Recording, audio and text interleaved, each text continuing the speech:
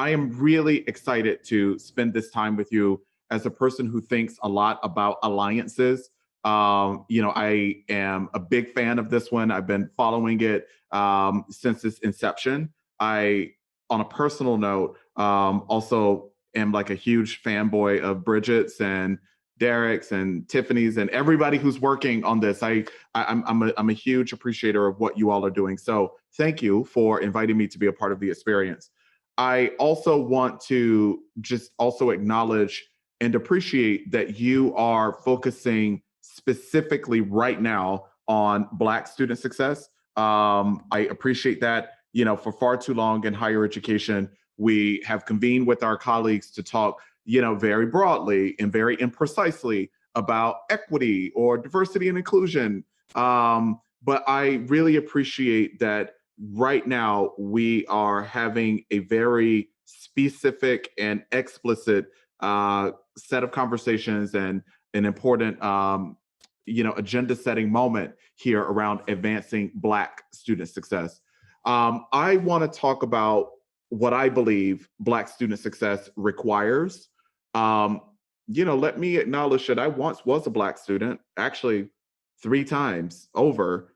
I was a Black student in higher education, first starting at Albany State, my public historically Black university in Georgia, and then twice over as a Black graduate student at Indiana University. So let me just say, right, that my own lived experience very much informs what I'm going to share with you.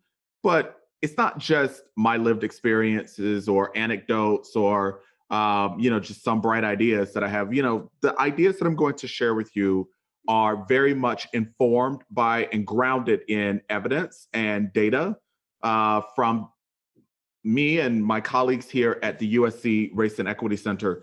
This is now my 18th year as a professor in higher education. For all 18 of those years, I have consistently studied campus racial climate.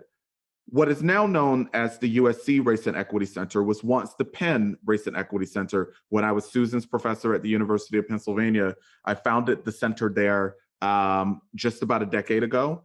And we have been, as a center activity, studying campus racial climates. So what I'm about to share with you, again, is informed by the research that I've done, my own lived experiences, as well as the research of the center.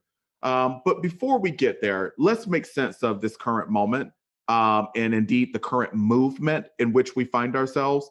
The work that we're doing right now sits within this current movement for Black lives.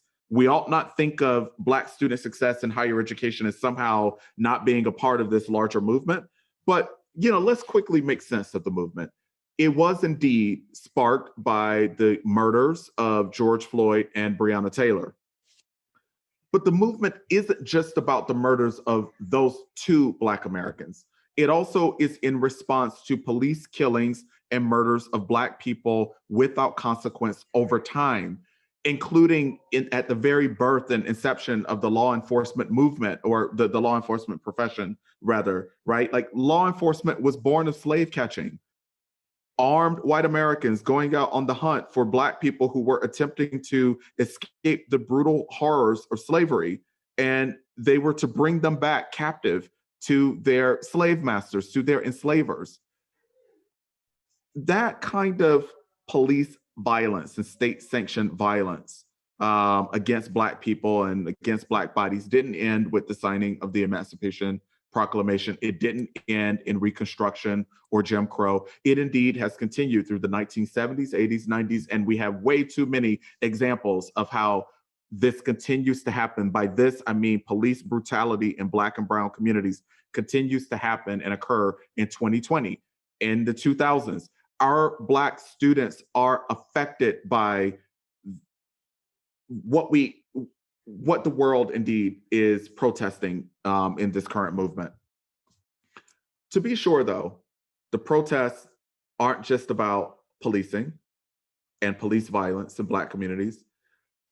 The protests in the current movement is also in response to other manifestations of structural and systemic racism, anti-Blackness, and white supremacy in a multitude of contexts, right? Yes, in our criminal justice system, but also in our economy, in our healthcare system, in our housing, and certainly for sure in our educational system, K-12 through post-secondary, right? I think what we're hearing people say as they've taken to the streets in protest these past 5 months is that we're sick and tired of Black people being at the bottom of every statistical metric of progress, well-being, and performance in education and elsewhere.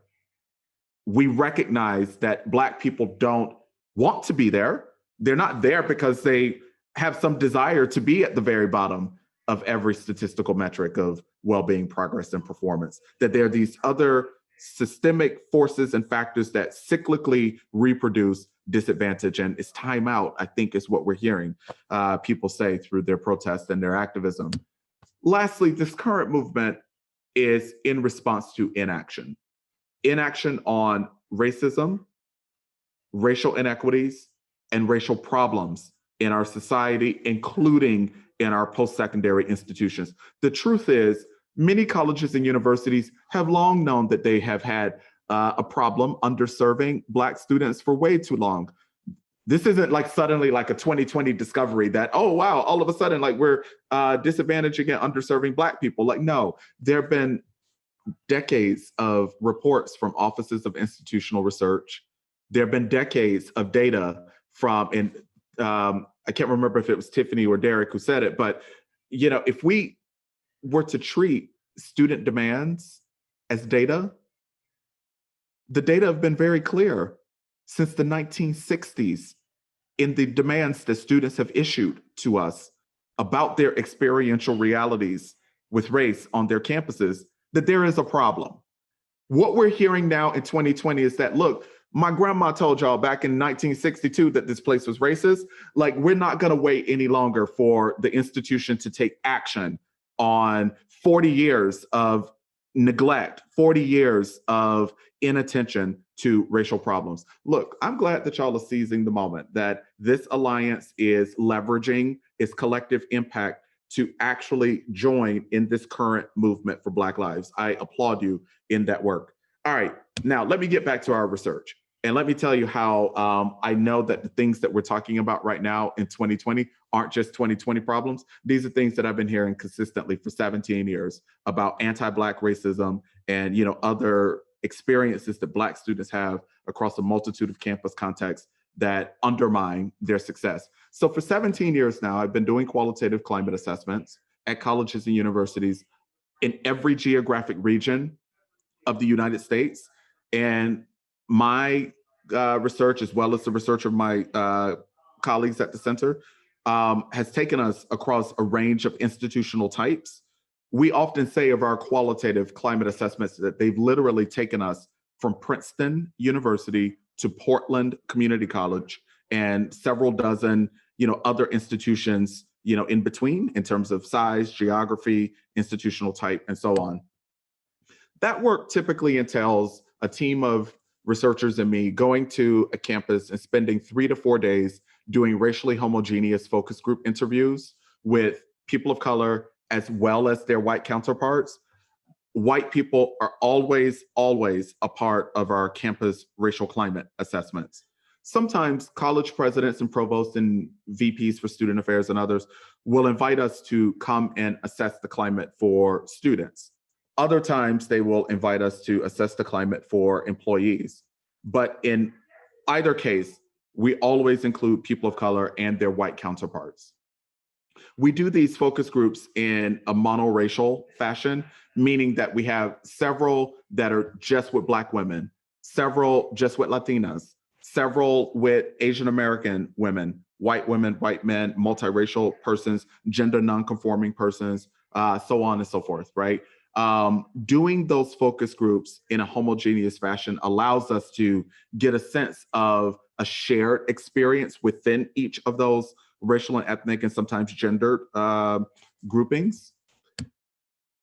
At this point, we have conducted interviews face-to-face with more than 10,000 students on campuses across the country and with more than 4,000 employees at higher education institutions.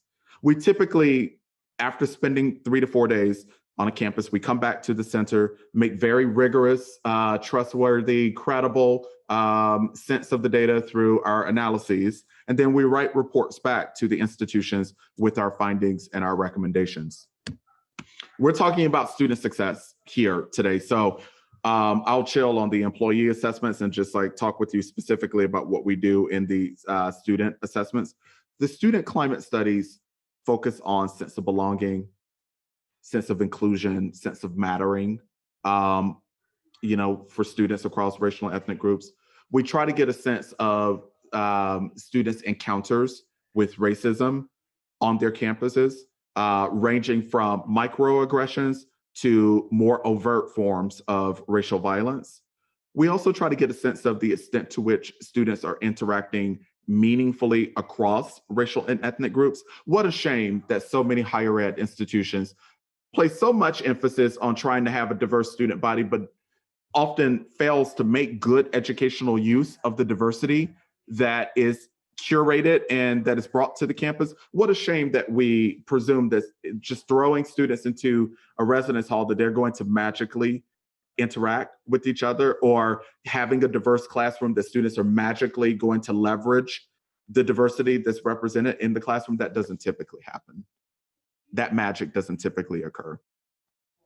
We try to get a sense too of where and what students learn about race, their feelings of preparedness for citizenship in a racially diverse democracy, and their appraisals of institutional commitment to equity, diversity, and inclusion broadly, and their institutional commitment to their particular racial group. I'm going to tell you right now, on just about every campus that we've studied, there are at least 3 things that I will lift up. Look, I could talk to you all day long about our findings. As you can imagine, 17 years of qualitative data, more than 10,000 students. I really could spend the whole day, but I won't. I'll just lift up 3 experiences though, right?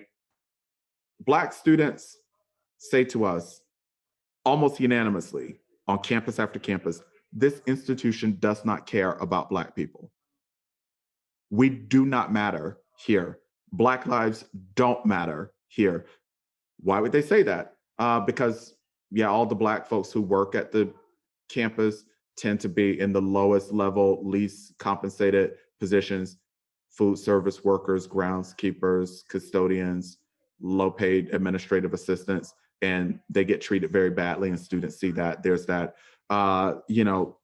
Students will say to us that, yeah, no, Black lives don't matter. If it did, it would be in the curriculum. We don't read a thing about ourselves in classes. We don't read a thing written about or written by Black authors, unless obviously it's a Black studies or African American studies course. So no, like in class after class, there's way too much evidence, way too many reminders that we don't matter in the curriculum.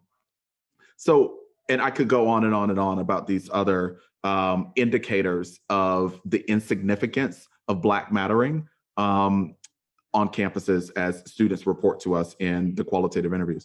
The second thing that I'll tell you that we've heard literally on all but one campus where we've done a campus racial climate study, all but one campus,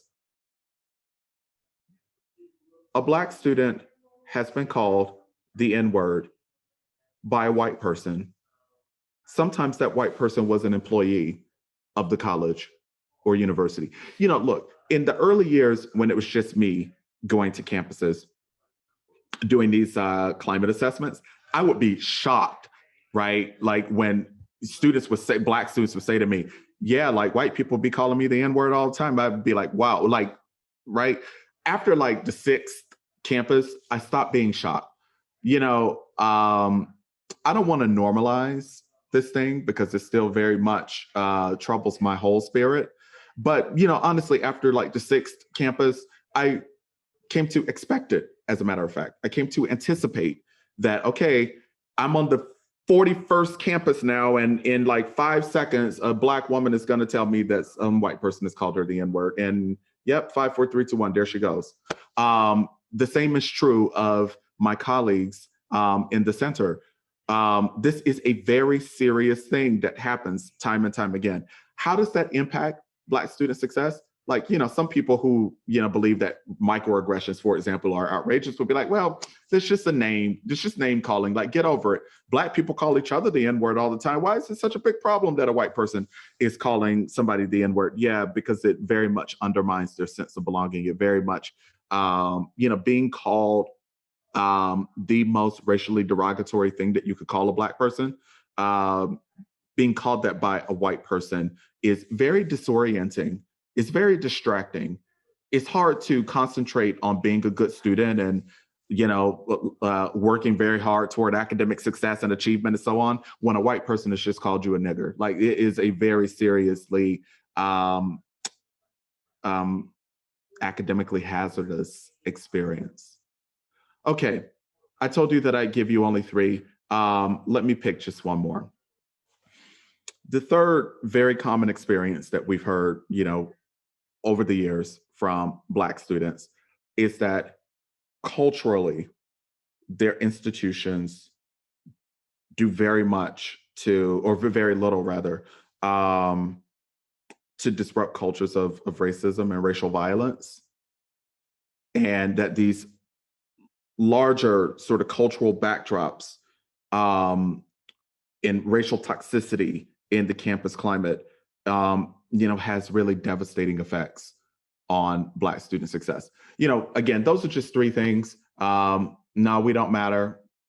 Yes, we get called the N-word all the time. And yes, this place is very racist, and the racism, affects my success and my emotional and psychological well-being and, all of the other things that are important to success. As you can imagine, given the work that we do here at the center, we had amassed a reputation over time for doing these qualitative climate assessments. There had been a very serious, overwhelming uptick in the demand for these climate studies, really since 2015. There was a wave of protests. Susan mentioned, at the University of Missouri, for example, in 2015, and at other places, there was a wave of student protests. Very distressed college presidents and provosts were reaching out to us, desperately asking how fast we could get to their places to do one of these campus racial climate assessments. And then there was 2016. There was an election in 2016 for a president of the United States that, just unleashed all kinds of racial madness. And there was the spillover, right? Like, the racial toxicity that we're seeing in our broader society very much has had a spillover onto campuses. So again, given that spillover, way too many college and university presidents and other senior leaders have been reaching out to us, very desperately asking, could you please come and assess our campus climate? We have far exceeded our capacity to do that. So here's what we've done instead.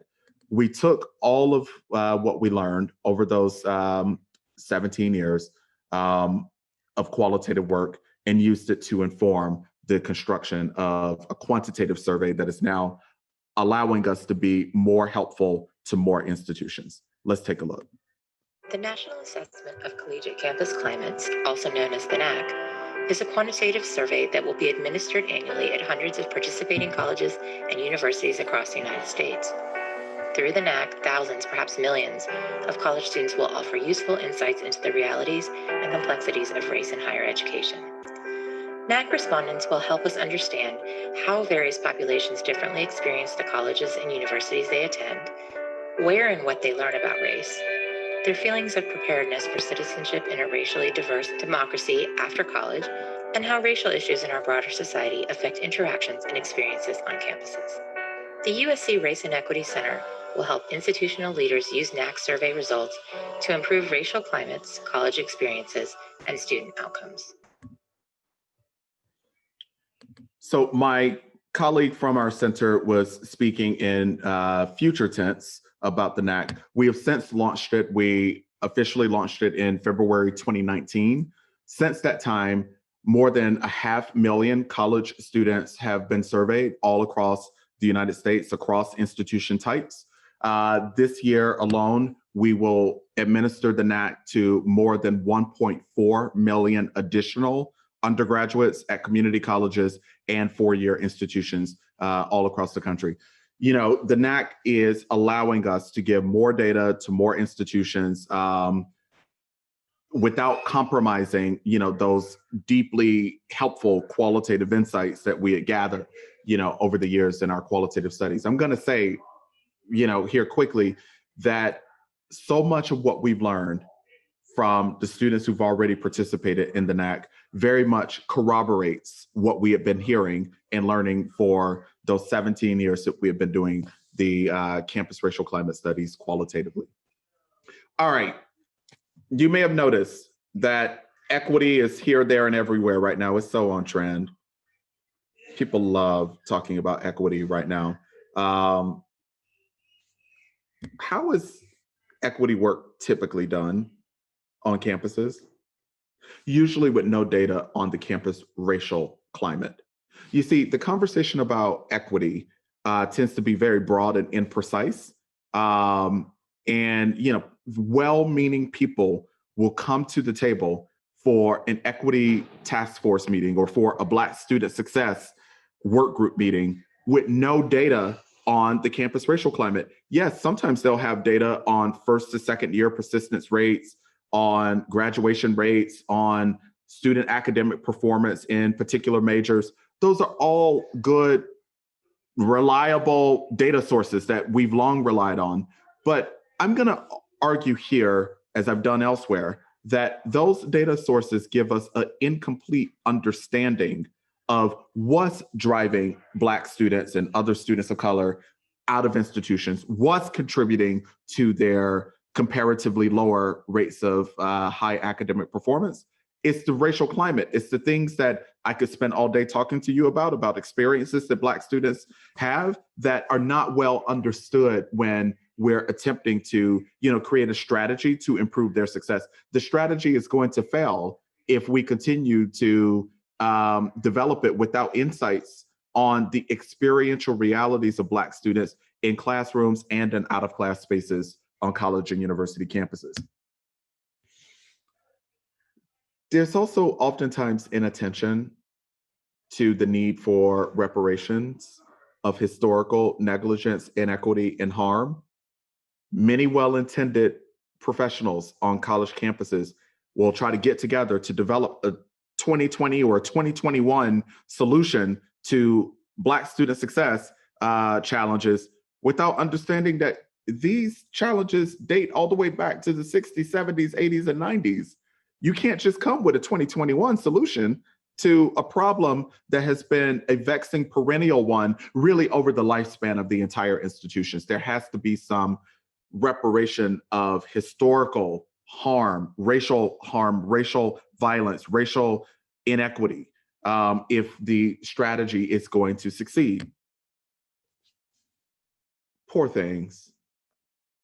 Well-intended professionals, smart people, my faculty colleagues, your faculty colleagues, and staff colleagues will get together for their equity task force meeting and won't say a thing about race. This isn't just an anecdote. It's a thing that we've actually studied here in the center, where we've gone and done observations of equity team meetings. So the team would be meeting, around the table, and we would be, sort of hanging out in the corner observing the team meeting.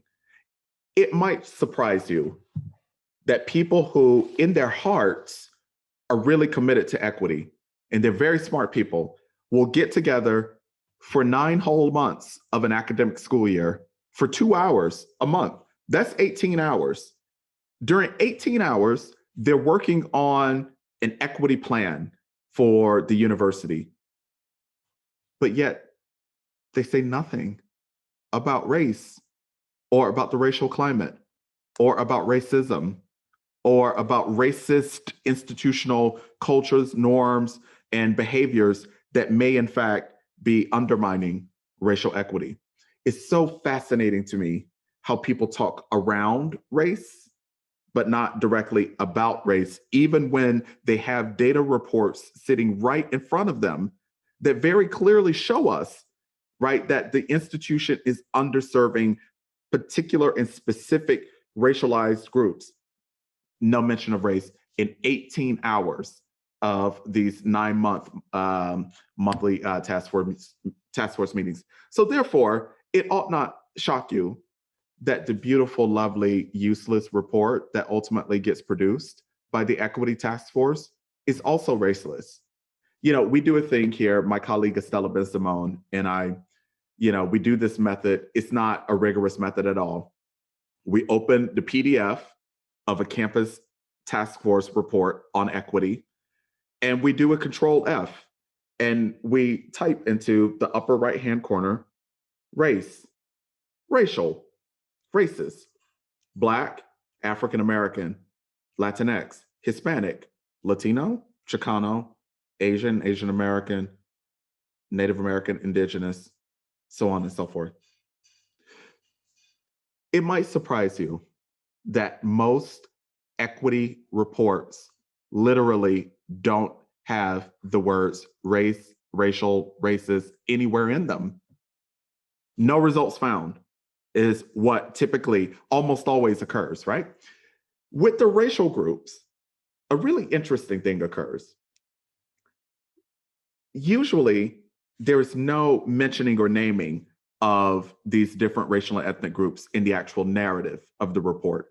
Where the control F returns results for us is in the actual data tables and charts, where we see that, okay, it is Black students on this particular measure or metric that are most underserved by the institution.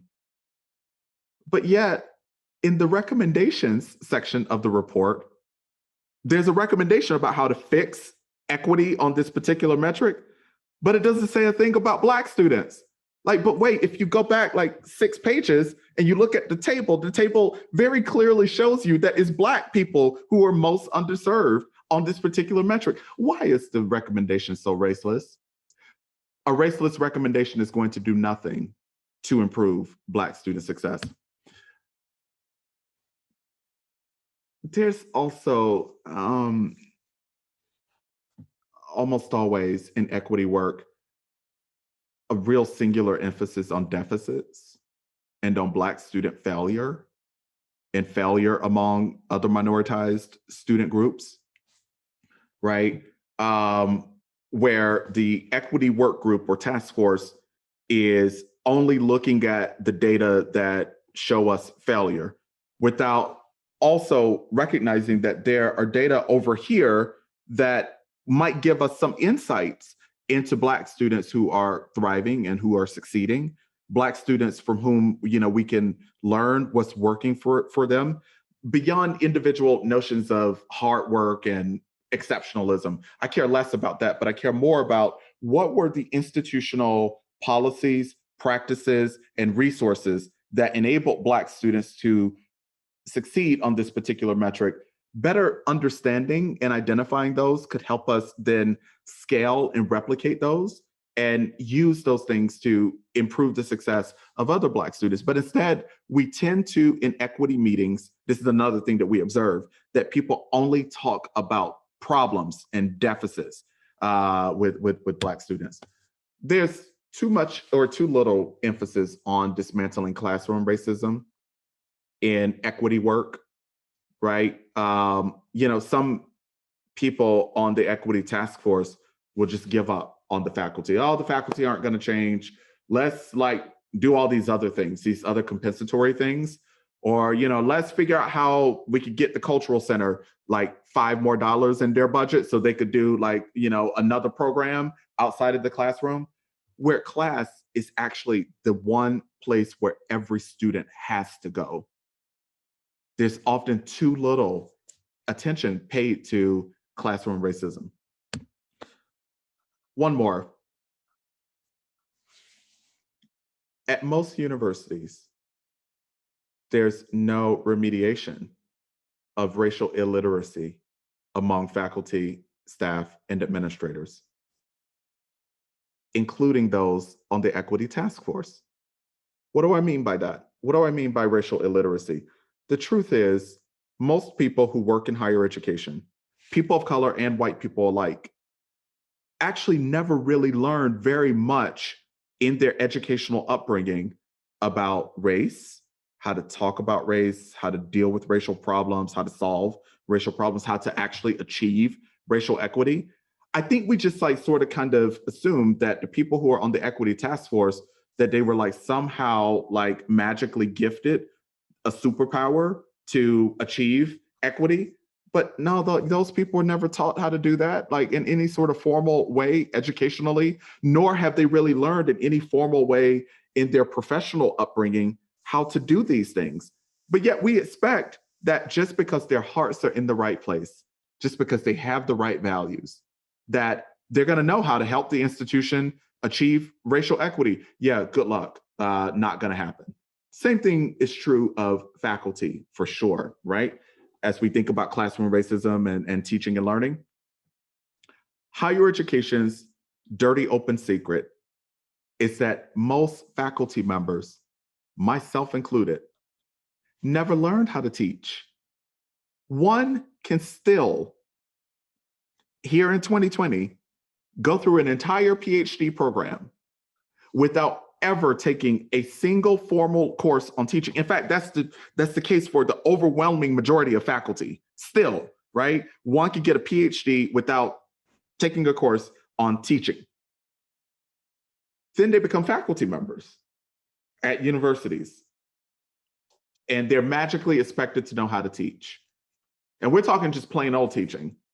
We're not talking like higher order racial equity teaching, right? Like, how to construct and sustain racially inclusive and culturally inclusive classroom environments, how to decolonize the curriculum, and how to integrate Blackness and racial topics across the curriculum, how to make good use of racial tension when it arises in classroom conversations. People didn't learn how to do that ever.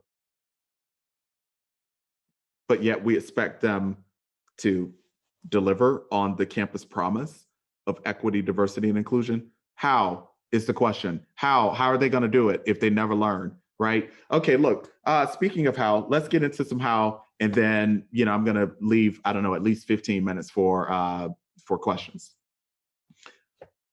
Black student success, in my view, requires the following. Here's the how. It requires denouncing white supremacy unapologetically, without being like, wait, what do you mean? Like, what could you clarify? Like, what does that mean? Like, we know what white supremacy is. It requires denouncing white supremacy. When institutional leaders fail to denounce white supremacy, it sends the clearest signal to Black students, Black faculty, and Black staff, and Black alumni that you're not serious. You can't credibly claim that Black lives matter and that Black people are important if you are unwilling to denounce white supremacy. It's a requirement if we're going to credibly do Black student success. It also requires denouncing and obviously strategically dismantling racism in all its forms. Look, one of the things that I so appreciate about this current movement for Black lives is that it has complicated our nation's understandings of what racism is, that it isn't just the KKK and Proud Boys. It's them. It's not just them, right? And white supremacist groups, but also the movement has now helped us understand that there are also structural and systemic manifestations of racism. There's a thing that I certainly call classroom racism and curricular racism, and that here at the center we call workplace racism. We got to denounce racism in all its forms if we're going to credibly advance the ball on Black student success. Second, we have to invest institutional resources. By resources, I literally mean money, into reparations for historical negligence, inequity, and harm. You know how I said earlier how equity is so on trend, but yet it's like so imprecise? The truth is, most institutional leaders don't even know what they're talking about when they're talking about equity. Like sometimes they confuse it for equality, right? Equality is giving everybody the exact same thing. Equity is giving communities, populations, groups what they need to succeed. Equity also demands, right, that we take into account historical negligence. It could be that white students don't need particular investments because they have had a running start at the institution for generations, but the institution has failed students of color broadly, specifically, and Black students in particular, right? So therefore, we got to invest more over here, right, to repair the historical negligence and harm for Black students. That's what equity is, right? It's not giving everybody the exact same thing and therefore expecting the exact same results. Third, we're going nowhere fast on improving Black student success until we address these campus codes of silence around race. One of the things that has consistently emerged in our campus racial climate studies for employees of color and white employees alike over the years is that there's a code of silence around race in the post-secondary workplace. Faculty and staff and administrators say, like, we don't really talk about race here. We don't go there because, we're afraid that it's going to be disruptive or explosive, or frankly, we just don't know how to do it in a productive way. You can't do racial equity if you can't talk about race. You just can't. It's literally impossible. It's like that excruciating thing that happens in our observations of the equity task force meeting. Like, we just sit there and we're like, look, it's been 7 months and had nobody said a thing about race. This report that they are going to produce is going to be a hot mess. It's going to be so useless because they're not talking about race. You can't, we have to disrupt these codes of silence around race. We have to specifically and explicitly name Black students. Look, if it's the Black Student Success Task Force, well, then we got to work on Black student success, not equity, diversity, and inclusion in, all over the placeness kinds of ways, right? If in fact it is the equity, diversity, and inclusion task force, but yet the data are very clearly showing you that it is Black students whom we are most severely underserving, or it's Latinx students, or it's Indigenous students, or Pacific Islander students, right? We have to name those groups explicitly in our conversations, in our documents, in our programs, and things that emerge from our equity work. Otherwise, yeah, this whole notion of a rising tide will lift all boats, no, it's not going to do that. No. We have to assess the campus racial climate and make strategic use of the data. It's not enough to do the NAC, our National Assessment of Collegiate Campus Climates. We don't want you to do it if you're not going to do anything with the results and the recommendations. You have to make the results and the recommendations actionable in your student success work, in your campus climate work, in your Black student success work. It requires understanding the experiential realities of students across racial and ethnic groups, disaggregating those data by particular racial and ethnic groups, understanding, in this case, what the specific and unique experiences and needs are of Black students, and then addressing those in the student success strategy. Just a couple more.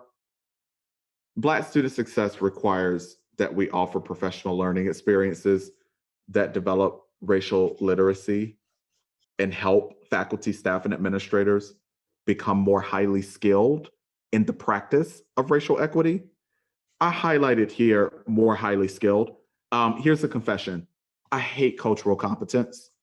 I think it is like such a weak, whack, unacceptably low standard. Like, look, I love myself. I do, right? And I care a lot about my own fitness and wellness. When I moved from Philly to LA 3 years ago, and I was looking for a physician, I wasn't looking for one who was competent. I love myself way too much to accept a person who's merely competent. No, I want a person who's an expert, a person who's highly skilled in the practice of middle-aged Black men's health, a person who's like actually read things since med school on the work in which they're engaged. Racial equity work requires that same expectation. We ought to expect every faculty, staff, and administrator, every faculty member, staff member, and administrator to be highly skilled. But they're not going to be highly skilled just like by doing a one-time implicit bias workshop or a one-time workshop um, on culturally responsive teaching or culturally responsive programming in the student affairs division. It requires an actual curriculum that is scaffolded, that builds on itself, right? That deepens the knowledge and the expertise of people who work at institutions. Here's the truth. The reason why we're so bad at achieving equity on campuses is because the people who are supposed to achieve the equity don't know what they're doing. We have to have a professional learning series, a curriculum. All right. I want us to reframe growth mindsets. No shade to Carol Dweck and the others who've done the pioneering work on growth mindsets, but it can't be just on helping students, adopt a growth mindset. The institution also has to adopt a growth mindset as it pertains to racial equity. It has to imagine equity to be possible and then imagine what it's going to take to get from where we are, which is like embarrassingly inequitable, to becoming equitable, right? It's flipping that whole notion of growth mindset on its head and, taking the onus for student success off of the students entirely, but instead accepting institutional responsibility for student success and also having a growth mindset institutionally among faculty members, staff members, and administrators on the campus. That's going to help us get closer to Black student success. So too will learning from Black students who are succeeding and who have succeeded. There's a fascination with completion rates. I'm fascinated with completion rates. I don't mean to undermine the emphasis on them. But we look at the data on completion and we see that, okay, chronically, year after year, there are these inequities for Black students, right? Let's say, for instance, 2/3 of Black undergraduate men, for example, don't graduate within 6 years. And we place all of our attention on the 2/3. Meanwhile, there's a third over here who actually have graduated, who are alumni of your institution, right? Or who are graduating seniors. It's just a double click of a point that I made earlier. I'm not suggesting that you shouldn't care about and attempt to figure out what's going on with the 2/3, but also figure out what's going on with the 1/3 and what you can learn, again, from them that can be scaled and replicated to help improve the rates of completion among the other Black male students and other Black students and other students of color generally. You don't need this one, honestly, this ninth one, learning from and alongside institutional peers. That's what an alliance is for. Hence my fascination with alliances. We have one here in California that our center launched this summer. We call it the California Community College Racial Equity Leadership Alliance. It now brings together 71 institutional members all across California. And those 71 institutions, faculty and staff members and administrators across them are learning together. Every month, we have a different professional learning experience on a different racial equity topic that is very much about problem solving, things you could take away, things you could put into practice immediately that same day on your campus. That's what Black student success requires. That's what racial equity requires. It requires bringing, a coalition or an alliance of institutions together to learn alongside and from each other's success. Last but not least, Black student success requires holding employees accountable for demonstrable progress on racial equity goals. There are two things that I want to amplify here quickly. Goals. We all got to know what the goals are. The goals have to be clear and specific. They also have to be, widely disseminated and well understood. If your campus, in fact, has some goals around racial equity broadly and around Black student success specifically, everybody who works at the institution ought to know what those are. And their bosses have to hold them accountable, and their bosses have to hold them accountable, right? Like, the president has to hold the provost, the vice presidents accountable. The provost has to hold the deans accountable. The deans have to hold department chairs accountable. Department chairs have to hold their faculty members, including full-time and adjunct instructors, accountable for demonstrable contributions to the institution's Black student success goals. Otherwise, yeah, we're just going to say we have these goals, but I mean, they're like never ever going to like actually like be fulfilled because like nobody's holding anybody accountable. All right, yeah, that's what Black student success requires. Look, there's additional guidance available. It's public, it's open access. I just completed a 9-episode series on what we call race in the workplace. It was a collaboration between Time Magazine and Zoom. So over 9 weeks, I did a different episode on a different topic about, achieving racial equity in the workplace. Starting with how do you even have productive conversations about race? In that one, I give very concrete activities and strategies that can be employed, all the way to how do you recruit, how do you retain people of color, how do you advance the careers of people of color, how do you hold people of color, how do you hold people accountable, leaders and managers, and so on. Look, go, it's open access. I talk a lot in the series about companies and firms. Every time I do that, just insert college or university. The same logics and the same strategies, I think could be very useful. All right. I really could talk with you all day long. There will be other opportunities, I'm certain, for us to engage, but I deeply appreciate having had this opportunity to spend this time with you.